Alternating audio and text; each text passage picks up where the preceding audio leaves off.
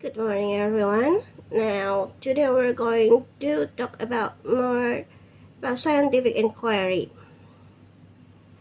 As you already know, scientific inquiry is how a scientist thinks in everything that they're questioning. So first, it's about the idea. What you need to know about ideas and evidence in science, you have to collect the evidence in variety of contexts and also test that idea or prediction based on the scientific knowledge.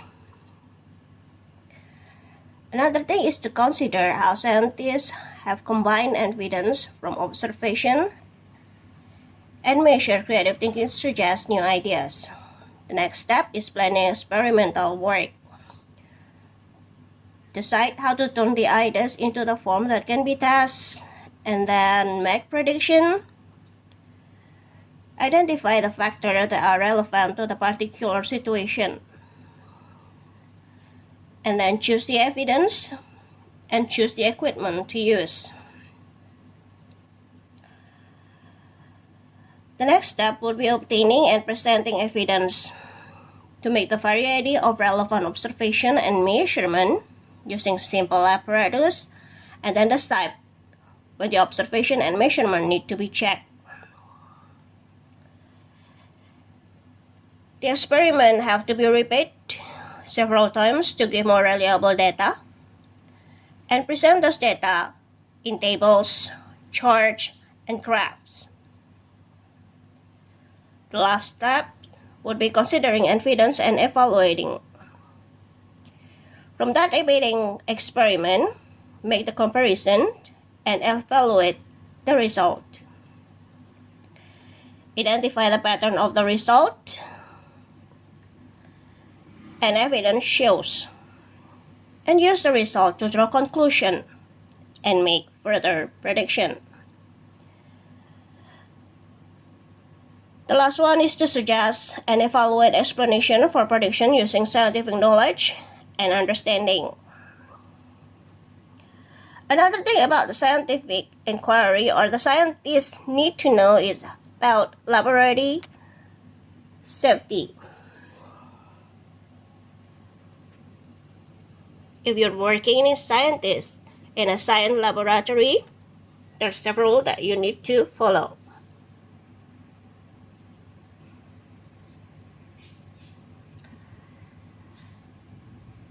The most important part is you have to ask yourself a few self-critical questions before you begin the experiment. 1. Do you need to wear gloves? Do you need to wear safety goggles and safety specs? Do you need to wear a lab coat to protect your clothing? Mostly, when you're working with any chemicals or product, that always read the labels to see if they are an irritant, toxic, hazard, or corrosive. Next, we'll learn about the science laboratory tools.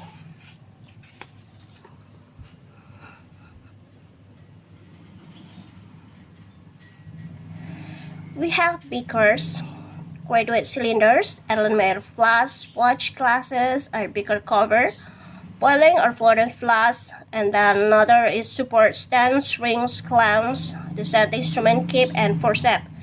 This equipment that used to be used often.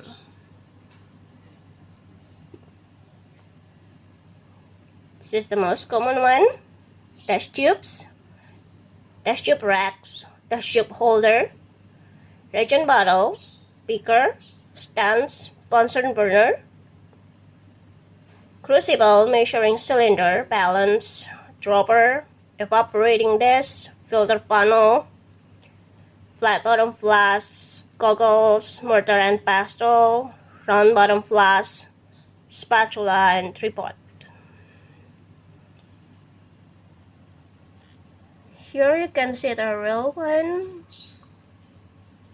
Balance, electronic one, Bunsen burner, hot plate, gas jet and outlet,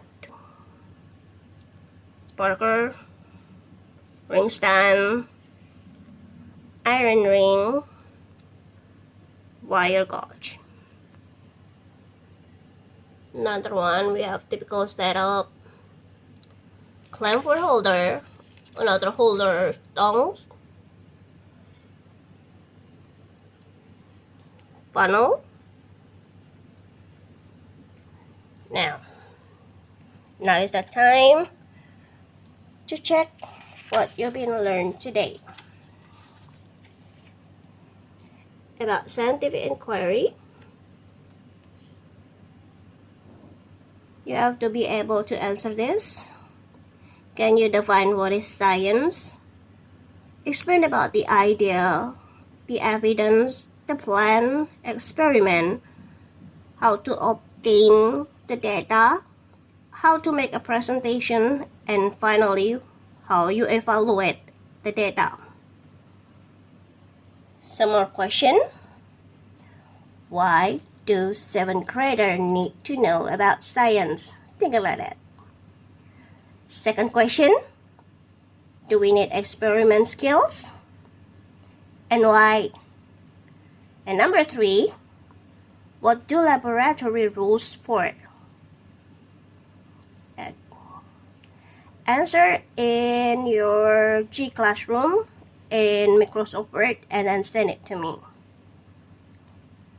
Thank you and have a great day.